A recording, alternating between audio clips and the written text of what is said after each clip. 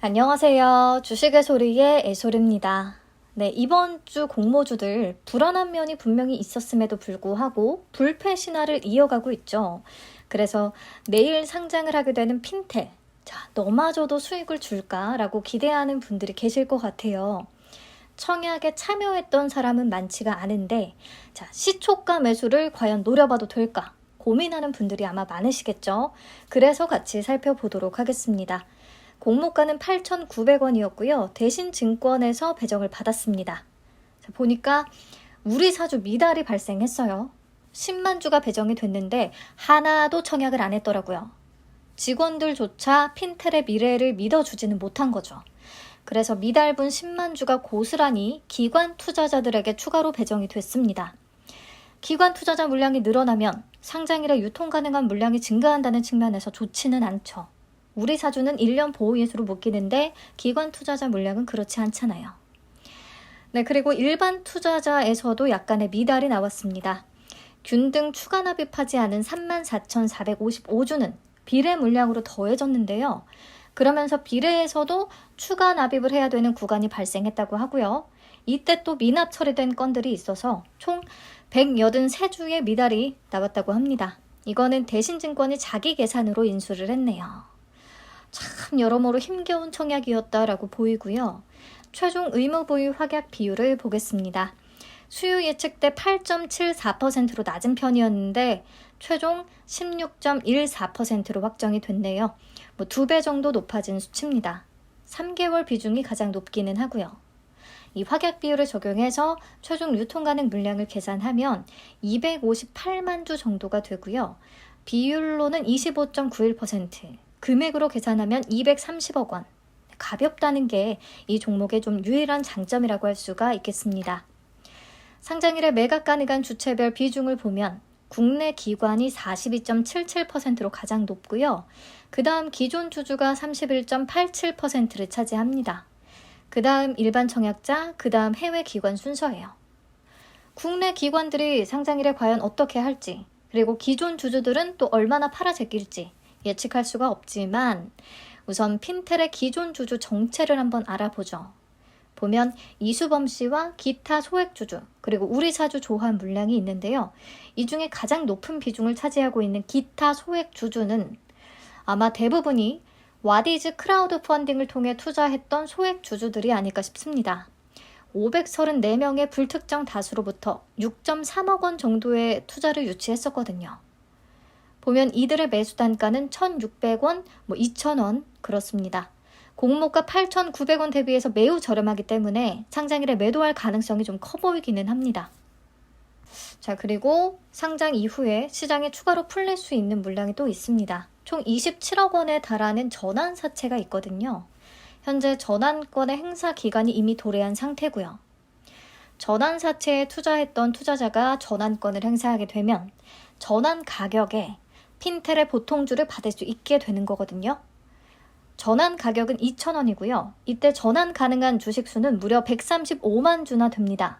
상장 예정 주식 총수의 13.6%에 달하는 물량이에요. 전환 가격이 2,000원이기 때문에요. 이 또한 전환권을 행사해서 시장에 추가로 풀릴 가능성이 좀 높다는 거 체크하셔야겠습니다. 정리할게요. 우리 사주는 전량 미달됐고요. 최종 확약 비율은 16.14%, 최종 유통 가능 물량은 25.91%, 기존 주주 비율은 8.26%. 기존 주주의 매수 단가가 매우 저렴한 것으로 파악이 돼서 매도할 가능성이 좀 높다고 보기는 합니다. 그래도 전체 유통 가능 금액이 230억 원 정도밖에 안 되기 때문에 가볍다는 게 좀 유일한 장점으로 보입니다. 하지만 바로 앞에서 얘기했던 전환사채의 전환권이 행사가 되면 추가 120억 원 정도 되는 규모가 유통 가능 물량의 플러스가 될 수 있거든요. 그런 부분 인지하고 계셔야겠고요. 네, 그래서 최근에 유통시총 200억 원대였던 종목들 한번 살펴볼게요. 3개가 있었죠. OSP, 이노룰스, 모델솔루션. 이 가볍다는 장점에 비해서 그다지 성적이 좋지는 못했어요. 그나마 시가총액 규모가 1,000억 원 미만이었던 OSP나 이노룰스가 모델솔루션보다는 높은 상승률을 기록해주기는 했습니다. 그런 측면에서 핀텔의 조건만 그냥 딱 놓고 보면요, 나쁘진 않아요. 뭐 유통 물량도 적은 편이고 유통가는 금액이나 시가총액 모두 낮은 편이거든요. 그래서 과연 어떤 성적이 나올지 저도 매우 궁금합니다. 이번에는 이론적인 주가 계산해 볼게요. 핀텔은 현재 적자 기업이기 때문에 미래 추정치를 기준으로 공모가를 산정했었죠.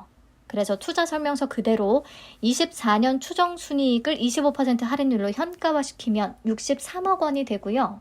여기에 비교 기업의 평균 퍼 16.51배를 적용하면 주당 평가가액은 9,117원으로 계산이 됩니다. 공모가 8,900원 대비해서 겨우 플러스 2% 정도 수준이에요. 이번에는 23년 추정 순이익을 할인 없이 그대로 적용을 해봤거든요. 31억 원.